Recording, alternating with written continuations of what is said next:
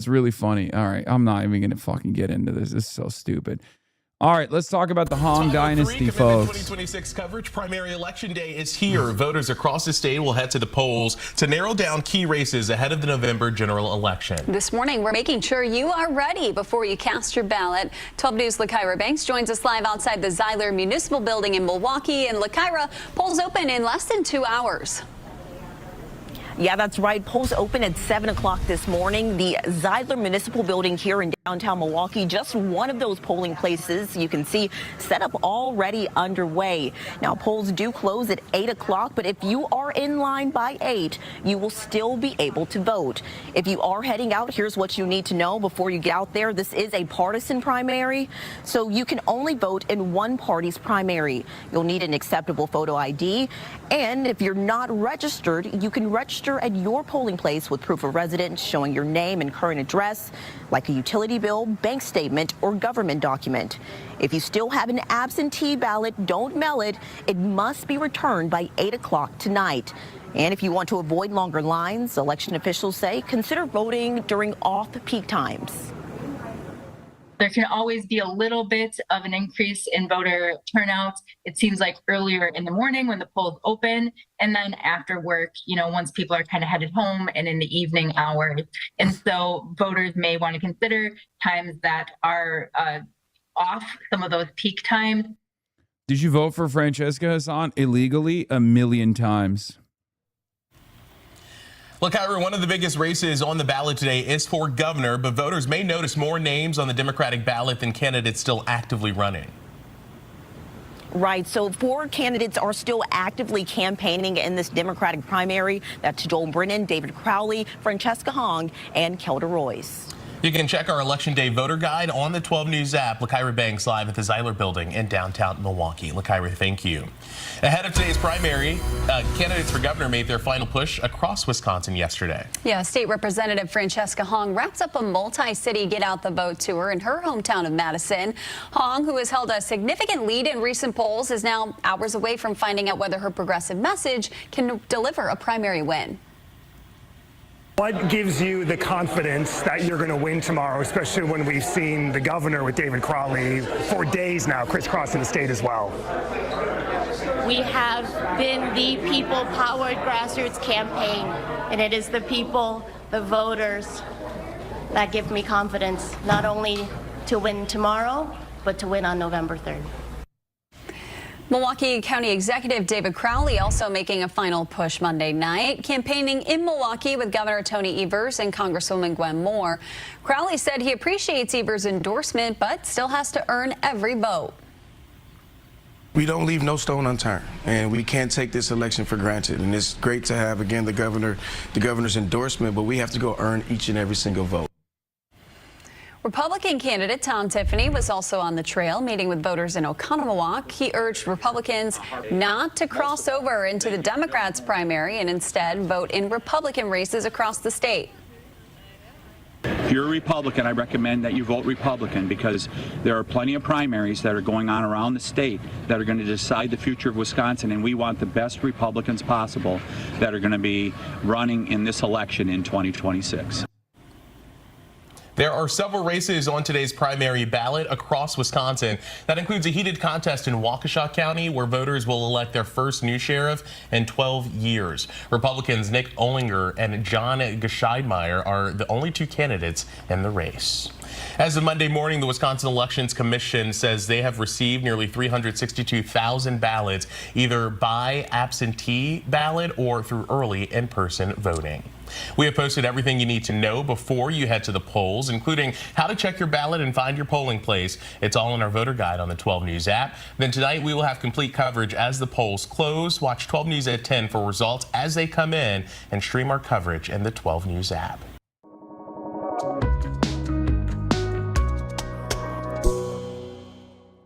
Today on the Playbook Podcast, DSA candidate Francesca Hong leads the polls heading into today's. Oh, I just did this podcast last night.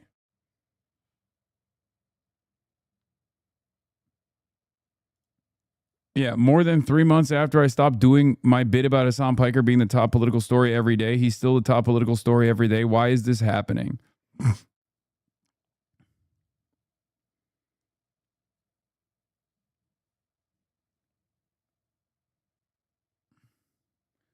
Will Steeken said you're sitting out Francesca Hahn comparing it to AOC and Bernie. Wait, no, I'm not. I literally rallied with her. That was wrong. That was a mistake. I am not sitting out Francesca Hahn. Primary, but there are some notable progressives sitting this one out. Bernie Sanders, AOC, and even far-left streamer Hassan Piker won't be campaigning for Hong today. That's the... Okay, I'm not. That doesn't mean I'm sitting it out. Man, I can't be everywhere all at once, Will. What the hell, Will? I'm not in Wisconsin because it's Wisconsin. I was just there.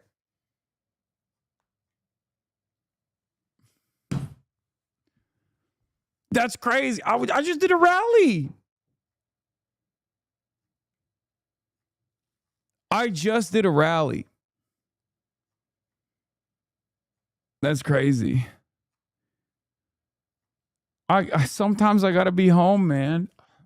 God damn. That's like AOC and Bernie Sanders have not endorsed Francesca Hahn. I have, and I've literally rallied with her. I've shown a lot of support to Francesca. I think she's going to win. I want her to win.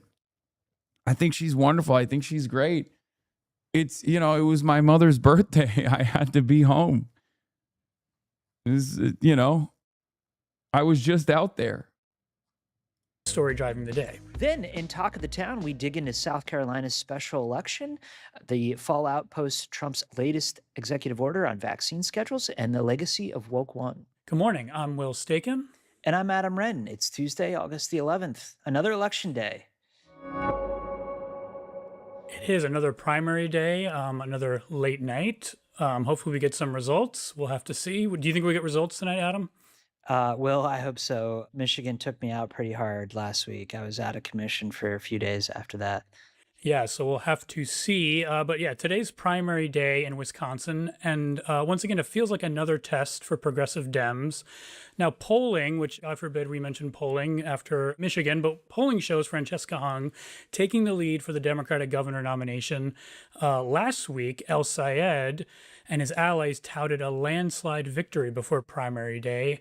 That was not the case, obviously. Adam, win still is a win, but what lessons do you think progressives are taking from Michigan heading into today's election? I mean, I don't think they are. They are not chastened at all by what was ultimately less than a 1-point victory from Abdul El Sayed there. I think that they see this as full speed ahead, and that essentially they think that they're headed in the right direction ahead of November. But it's really a put up or shut up moment, I think, for progressives. They either win these kinds of races in November or they don't. And if they don't, I think that'll do a lot to resolve the civil war in the Democratic Party right now and give kind of centrists and moderates the strength they need to move forward. And if the environment is helpful and they do ultimately win these races, that's just going to complicate and make the waters more murky headed into 2028. Yeah, and in today's Playbook newsletter, we dug into kind of the broader fears among the left over Hong. I think there's been a lot made about kind of the moderate lane of the Democratic Party, but even some of, the progressive kind of Bernie. I mean, look, you want to know how I really feel? I do feel that what Nexus on mentioned is at 1550 and 1839. That's fine. I really do worry about Francesca underperforming the polls, especially after the Abdul victory, right? I do worry about that because these guys don't let up. Obviously, once the election is over, I'm certain that the Democrats will consolidate support behind whoever the winner is, even if it is Francesca Hahn, and they will do their very best. They're not going to this is a governor race.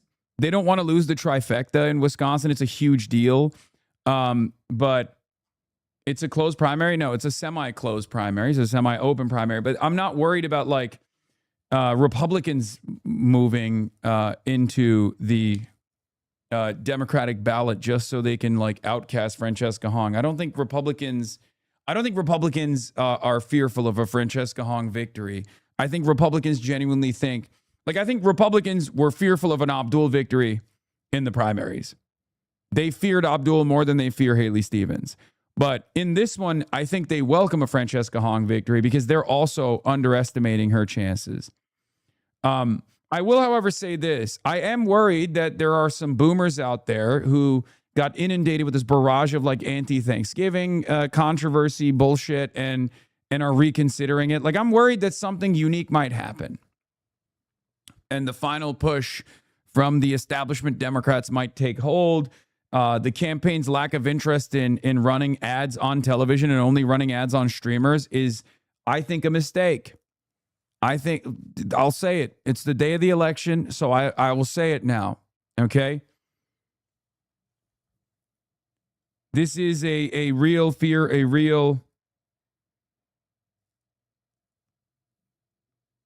this is a real fear that I have, okay? I think it's a big, big mistake. I don't think that they should be confident at all.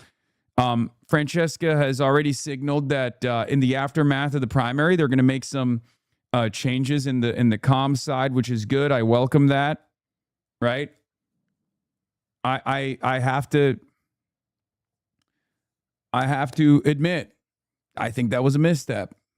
Now that it's the day of the primary, I can say it. I can say it openly.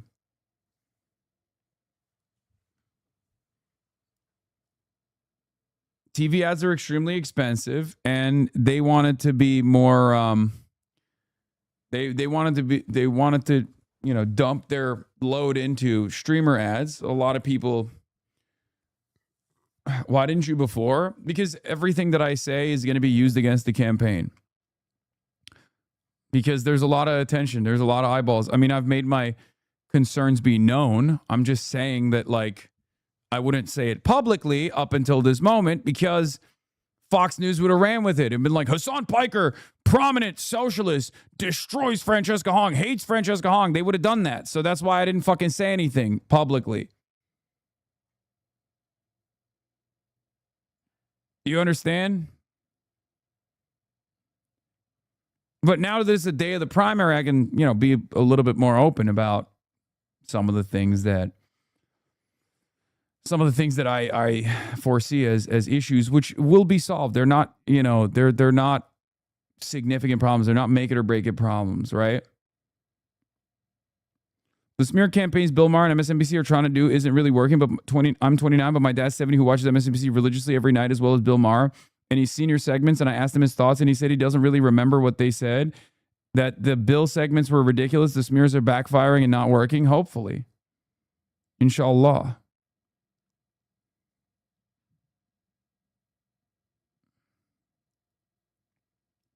I know you moved on, but I just want to share that my husband and I recently taught my dad about what actual policies are by comparing Jasmine Crockett versus Chris Rabb campaign ads. That has greatly helped him realize that he is not actually a Jared Moskowitz or a Chris Murphy fan. He finally knows what to look for, and he realized that his desires aren't just unreasonable fantasies. What you're saying is possible. Hell yeah, that's what I'm talking about. Now get him to watch the broadcast. We need the black unks and aunties to be coming to the primary source. You know what I mean? We got to get the Gramps in here.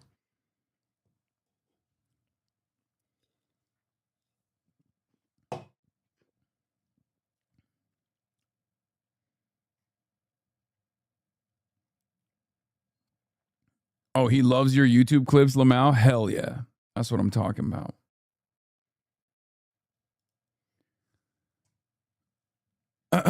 Turnout is fine in Francesca Hong's Madison base. 2026 spring, 20,000. Today at 11 a.m. is 25,000. Other areas we've been in contact with across the state are running roughly 80% of 2026 spring turnout levels so far. Madison is tracking ahead of the spring.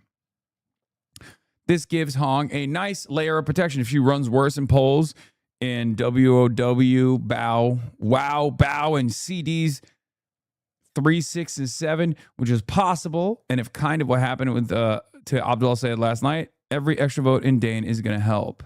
Wing of the party is growing more and more concerned about what her high stakes race could mean for the movement heading into November if she were to pull it out today in today's primary. And, there's been a lot made about Bernie Sanders. AOC have not endorsed Hong, and we got a little bit behind the scenes that it wasn't for not trying. We learned that Hong's team did reach out multiple times to Sanders' team to try to get that endorsement. And ultimately, the Bernie Sanders himself made the decision not to endorse, which I think, from what we've heard, kind of ruffled some feathers. But with the Hong team, but I think, it's also, I think, speaks to kind of this larger hesitation and concern that I'm hearing from the progressive wing about Hong's viability. I spoke to one progressive Democratic operative who's been on the ground in a lot of these races, who told me that out of all these races, the most fear is about Hong, given how she's handled things like the Thanksgiving and whether or not she's a big messenger. I'm curious, Adam, coming out of Michigan, how do you compare the lead up to today's primary with Hong versus El Sayed? El Sayed kind of had he did have, I think, the entire progressive wing at his back with Bernie, AOC.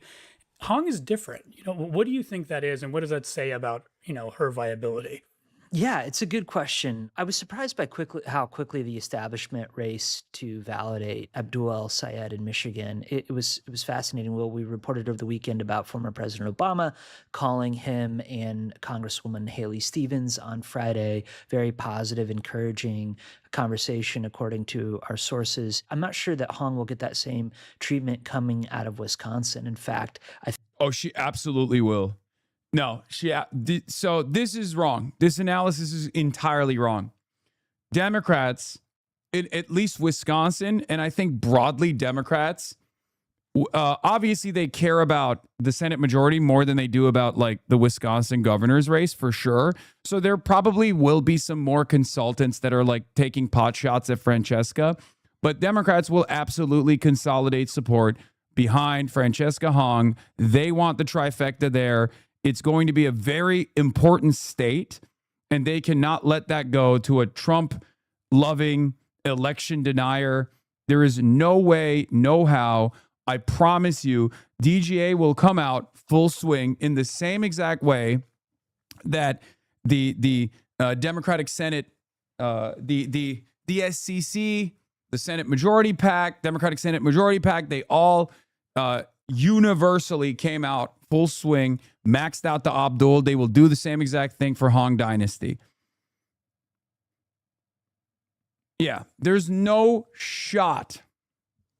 Yeah, they need the trifecta to redraw the maps. Wisconsin is one of the best opportunities to redistrict. There is 0% chance that the DGA doesn't come out full swing and lend their support once Francesca Hong wins. I'm saying once Francesca Hong wins, not because I'm super confident. It's just because we must be super confident. Okay. I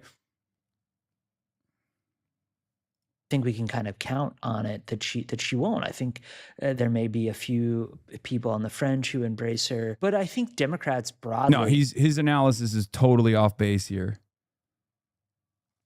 It's just wrong. It's not correct, and you'll see. And we learned this from watching AOC on the Sunday shows this weekend. But I think like AOC, Bernard, they will all full swing. They will hug and kiss Francesca. It's like the Maylot equation almost. I think part of the reason why they're reluctant. I mean, I can't speak to why they haven't endorsed her, right? Like, I don't know what their thinking is, right? But I will say this.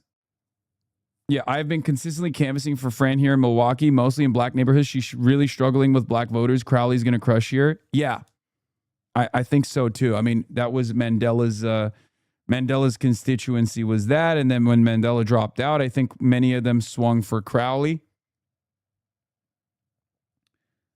That's a given. That's normal. That's the base for the establishment. But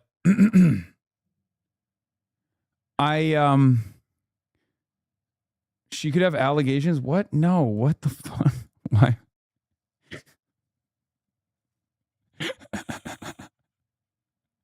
What are you saying, dude?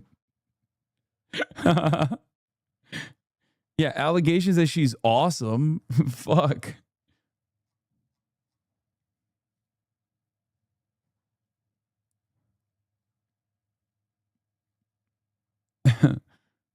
Anyway. The vast majority of Wisconsin black voters are in Milwaukee County, and Crowley is the executive of Milwaukee County. Don't be surprised if our numbers with black voters are really bad. I'm not surprised by that at all. I was not going to be surprised by that at all. But again, those are voters that are reliable Democrat voters in general. They will vote for the Democrat to make sure that a psychopathic, right-wing, reactionary weirdo doesn't win the governor's race. Like, that's not... Like, those are the easiest conversions in the general. They're straight D voters no matter what.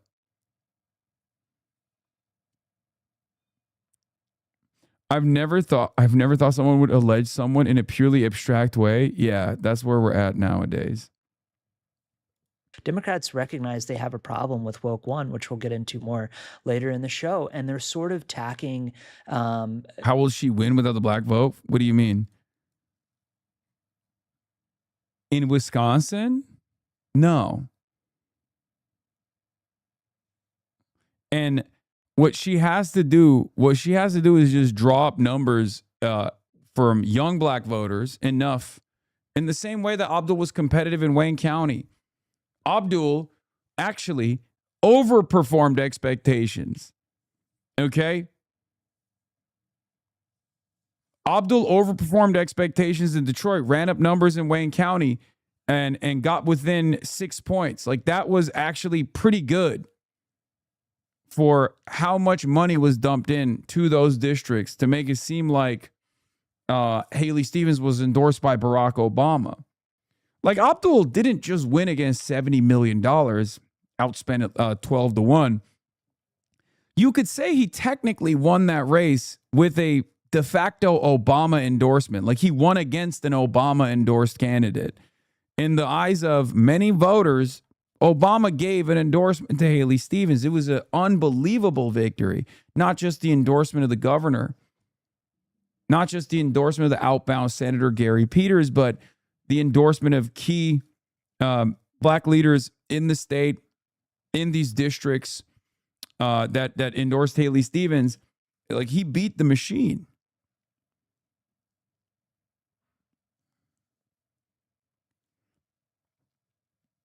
But in any case, I will say this.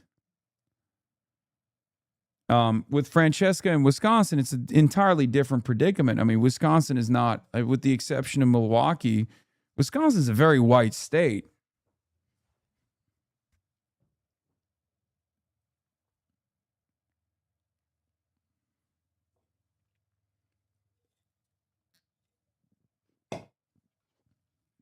It's a very white state. Some parts of Madison, Milwaukee, but mostly white. Let's look at Wisconsin demographics. Yeah. Wisconsin has an estimated population of nearly 6 million people. State's population is roughly 77% non-Hispanic white, 8.8% Hispanic or Latino, 6.7% Black or African American, 3.5% Asian, 3.7% multiracial. That's a white ass state, brother. Non-Hispanic white. Do you understand? Like, that's white. AI overview, Andy, bro, it's literally just the fucking primary result of the census. What do you want me to say, man? Do you want me to click on the Census Bureau quick facts instead?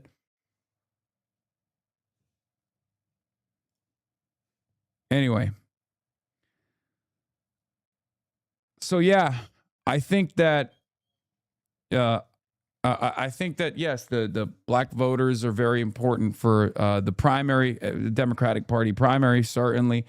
But overall, I don't see it being as significant of a hurdle. What are we doing? What are you doing? Kaya, come here. You're so wet. Come here. Come here. Kaya. Come here. Good girl. Big lady. It's been raining outside. She's wet. And then anytime there's movement inside of the house, she goes crazy. She's like, I gotta go monitor. I gotta go monitor. Anyway. Yeah. If not to the center, at least away from some of these cultural landmines, like the Thanksgiving thing that you brought up with Hong. Yeah. I don't think this stuff is that relevant. I'll be honest. All right. But also, like, I think we need to reframe this conversation. I think we need to reframe this conversation around, like, you're talking about her tweets from 2020 talking about Thanksgiving. She's not going to cancel Thanksgiving. All right, don't be ridiculous. Meanwhile, the other side is a fucking election denier. Like, what do you, or even in the primaries, like, we're talking about Crowley, who's like pro data centers. That's way more egregious of an offense. A modern day current offense. And so, they are two different candidates. And I think that El Sayed in Michigan will be seen more broadly as kind of an establishment adjacent, embraced candidate. Yeah, and I think one thing I heard over and over again was, Hong's kind of, especially the past week or so, where the focus has been really on her with these comments and how she's navigating kind of like the media lens being over her. The response, at least from the progressives that I've spoken to, has been she's not an El Sayed, she's not a Mamdani, and someone that can really navigate those kind of landmines where those other candidates have maybe done a better job. From what I'm hearing, it sounds like she's got a lot of support on the ground, though, and it's maybe a less online kind of campaign. So we'll have to see kind of how things play out today. But there's also Wisconsin's third as another test for progressives today. Sanders has actually gotten pushback over his support as Cook's left flank rival Emily Berge gains momentum. It's kind of interesting given he's getting maybe some from the far left, some heat for not backing Hong. Now he's getting some heat for, backing Cook over Emily Berge. I'm just curious, in general, what your response is about that, Adam, and then maybe even like a larger point, kind of Bernie's, showing over this past primary cycle. It's been pretty good in terms of like wins and losses. Yeah, there is something really interesting happening, Will, through primary season. For example, look at former Transportation Secretary Pete Buttigieg. He introduced Abdul El Sayed at a unity rally on Friday in Michigan. And as you smartly pointed out on X, he sort of delicately tiptoed around the idea that Abdul El Sayed backed Medicare for All, and he didn't when he was running for presidential candidate. Buttigieg didn't. When it comes to the U.S. Senate, we have Abdul El Sayed, who insists that money in politics has gone too far. And we have him running against Mike Rogers, who insists on being part of the problem. We have one candidate in Abdul El Sayed who wants to expand affordable health care and keep... That is crazy. Bro. It's wild that he can't get himself to mouth the words. Like, he wants to expand the affordable health care. What does he say? Money in your pockets, money out of politics, Medicare for some people. Medicare for people that want it, but also under certain circumstances. Just fucking say it, man. God damn, it's literally one of the three. It's one of the three dang things. Keep more money in your pocket. I can't believe he did the meme. I just remember when I was joking. It was like, what do they want Abdul to say? Like, in terms of moderation, they want like what? Some money in your pockets? Not all. and Medicare for some? Not all. That's awesome. And we have another candidate, Mike Rogers, who literally voted against the Affordable Care Act, and you better believe he will cut health care one more time if you give him a chance in the United Senate. That's not the first time that's happened this year. Buttigieg also went to Pennsylvania and campaigned for Bob Brooks in the Lehigh Valley, who's running for Congress. Bob Brooks also backs Medicare for All. And then on the opposite side of the coin, you have Bernie Sanders, backing Rebecca Cook, who Pete Buttigieg also campaigned for at a town hall earlier this year. So you have kind of both ends of the party sort of rallying around some of these candidates who, by conventional wisdom are electable. And it's interesting. I do think you're seeing the Pete Buttigieg idea of the Democratic Party and the Bernie Sanders idea of the Democratic Party sort of aligning in some of these candidates in a way where the party writ large is casting a bigger tent maybe than they would have in 2024 or 2022. Yeah, it will be fascinating to track that and see how that kind of dynamic progresses, especially as we head to 2028. Okay, so I want to switch gears. It is time for Talk of the Town, where we get into other stories animating Washington this morning. To help us out, we have our awesome White House reporter and Playbook contributor, Megan Messerly. Hi, Megan.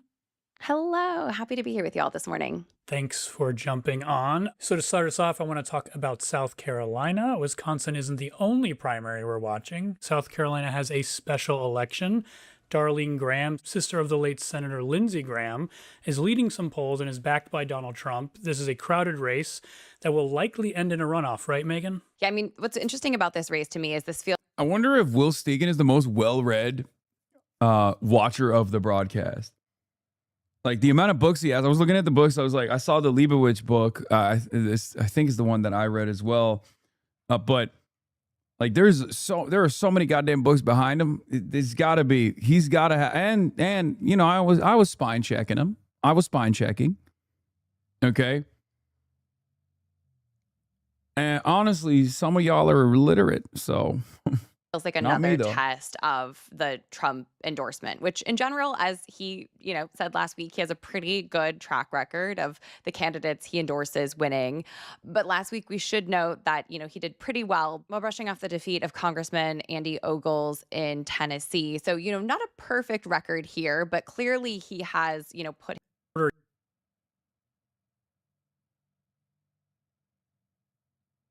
among others, have had to contend with past social media posts that don't fly in today's climate, like abolishing the police, but she is certainly not the only one there. Adam, you've been doing such great reporting covering Abdul El Sayed over this. I'm curious, where does he factor in kind of the woke one versus woke two, and how he's, balancing past comments and, pushing back? Is it similar to what AOC is doing? Is he taking a different strategy here? Yeah, that's interesting, Will. That's a good question, one I've been thinking a lot about. But, El Sayed has a history of making a lot of these woke one comments. He had a podcast during the pandemic and then moved to his own Substack newsletter called The Incision back during the early 2020s. Substack author? I didn't know he was a Substack author. He was a Substack author, yeah. He actually still has a Substack. It was called The Incision.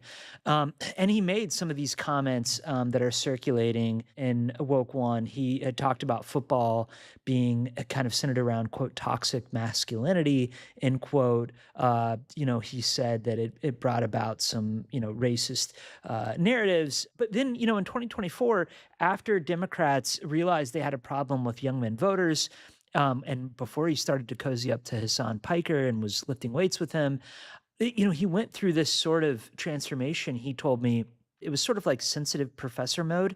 And we should say he is a Columbia and Oxford educated epidemiologist. And so he has the right to have a sensitive professor mode.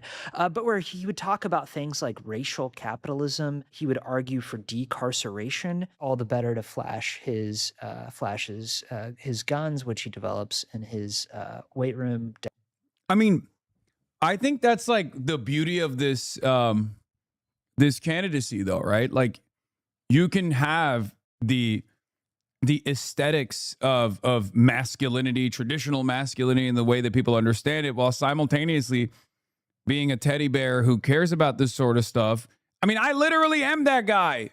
I am also that person, right? Like, that's what's so fascinating about the way people are like trying to bracket you into specific categories where they're like, well, a guy who's like working out shouldn't have these sorts of opinions. Okay, well, that's like 90% of the fucking media coverage before they decided to brand me like the arch anti-Semitic terrorist was around that, where they were like, well, look at this guy. He's fucking woke, but also he looks like he wouldn't be woke.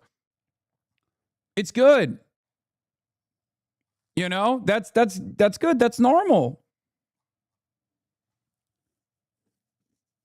That's what I think will work very well in Michigan as well, to draw turnout from areas that normally would look at a campaign or a candidacy of an established Democrat and be like, oh, this is the same old bullshit. This is status quo politics. I don't really give a shit. Whereas they look at Abdul and they're like, well, okay, this is a guy I can have a beer with. Ironically enough, he doesn't drink, I don't think, because he's Muslim, but you get the point, right?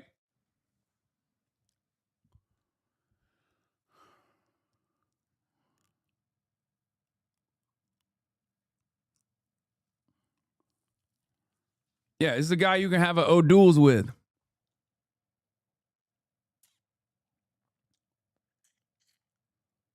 There's another prominent man who fits that narrative. He's married to Taylor Swift. Yeah, kind of. Like, this is the era of, I think this is the era of, and I hate to use this term because it was deployed towards Graham Plattner a lot, but like, it is the look like a chud, think like a woke, you know? That is the era.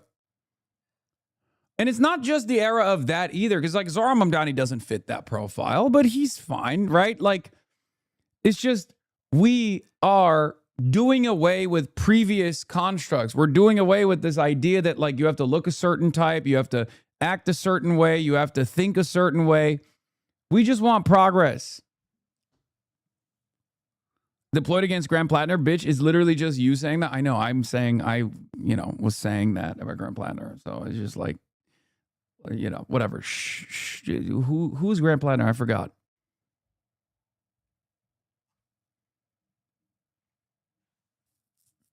Yeah, Zoran and Oliver Larkin maybe fit the, look like a Chad, think like a woke. No, they just look like a woke and think like a woke, but that's fine.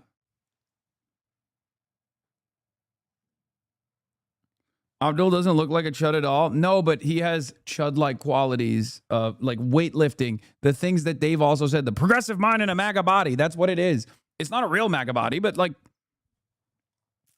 you know what I mean? Short white boy with motion is into lately. Thanks to Tom Holland, by the way. True.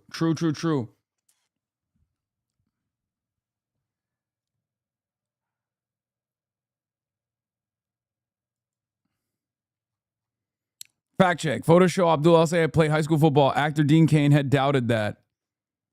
Yep.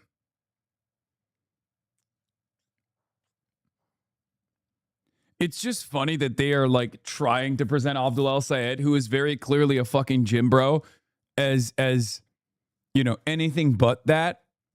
Now listen, I'm not going to chubby shame my boy here, okay? But if he looked the same way that he did in the 2018 run, the attacks against him as not being a real athlete or not being this like unique candidate would probably land a little bit better.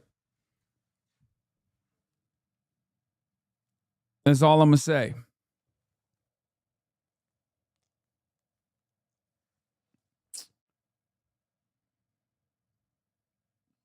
Oliver Larkin does not look like a woke. His ass looks like he belongs on Daily Wire. Evil Jack Posobiec clone. Okay, stop. I really like Larkin. That's crazy. I mean, I see what you're saying. I see the point that you're making. Fatty shaming another fat. Yes. As a former fatty, I see the trials and tribulations. I respect it.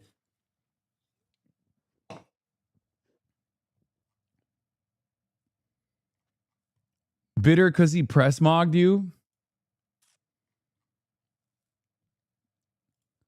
Don't get me wrong, I lift every morning, but being a man is not really about how you show up in the gym. It's about how you show up for your family. It's about how you show up for your community. About like Pete Hegseth and RFK is that like they're trying to speak to this particular group of people, and it ends up trying to like again just create one more performance that is like the way to be a masculine person. That's and as we've thought about it on the campaign, like this is something I've always done, but a lot of what I'm trying to do is be like, hey, look, being a man is not about how you show up in the gym.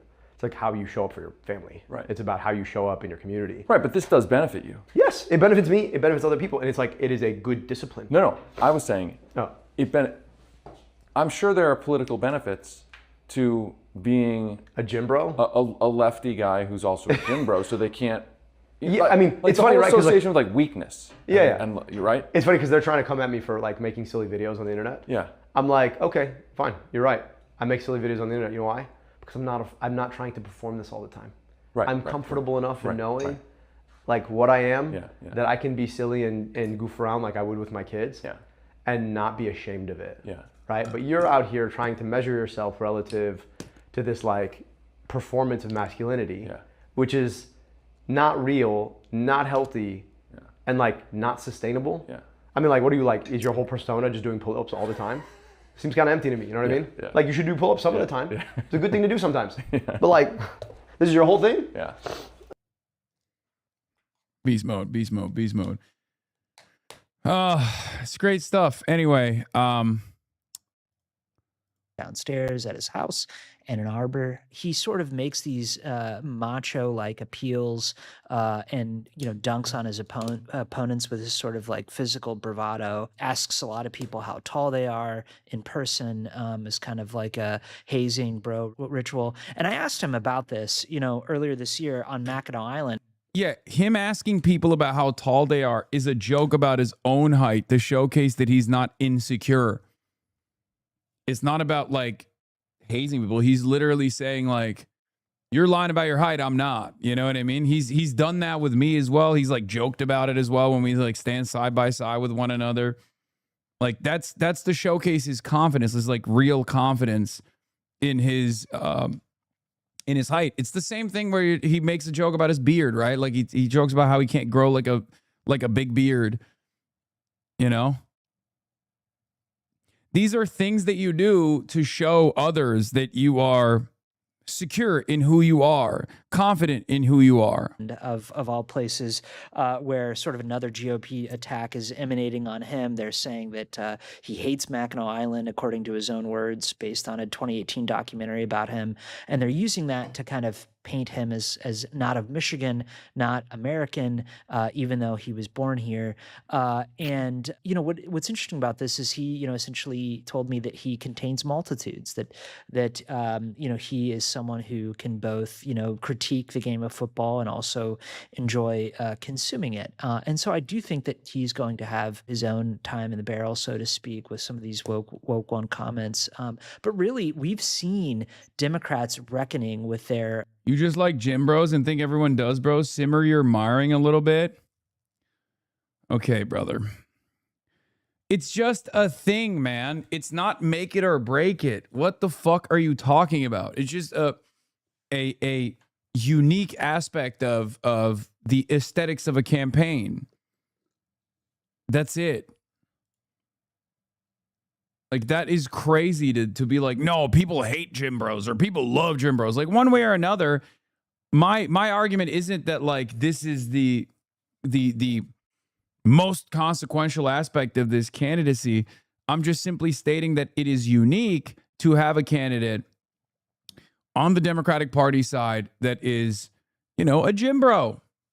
He's just a regular fucking dude. That's the same thing that people did with me when they would talk about me. They'd be like, "Oh my God, are you deliberately leaning into this like, you know, gym bro culture, gym bro element?" And I'm like, "No, I just like lifting weights.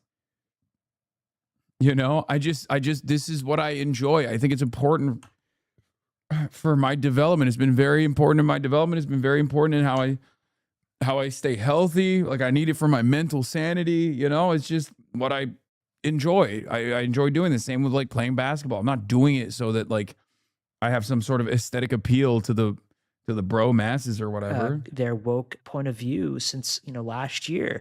I wrote a piece last year called The Great Unawakening, and Democrats, whether it's Gavin Newsom on, you know, transgender sports in his own podcast last year, that they're backing away from a lot of these views that have made them an anathema to large swaths of voters across the country. The one thing, and tell me if I'm wrong, the one thing that feels a little different about El Sayed is he hasn't really apologized yet for like the defunding the police or Right. I mean, he feels like a yeah. little bit more antagonistic He than is. even like someone like Mamdani, Yeah. which I don't know where that fits into like AOC saying woke one is crazy, but it does feel a little different, no? He does have a harder edge than Mamdani, and he's refused to apologize for his defund the police comments. Now, he has gotten to the place where he can say it's a stupid slogan, which he told our Dasha Burns in her episode of The Conversation recently.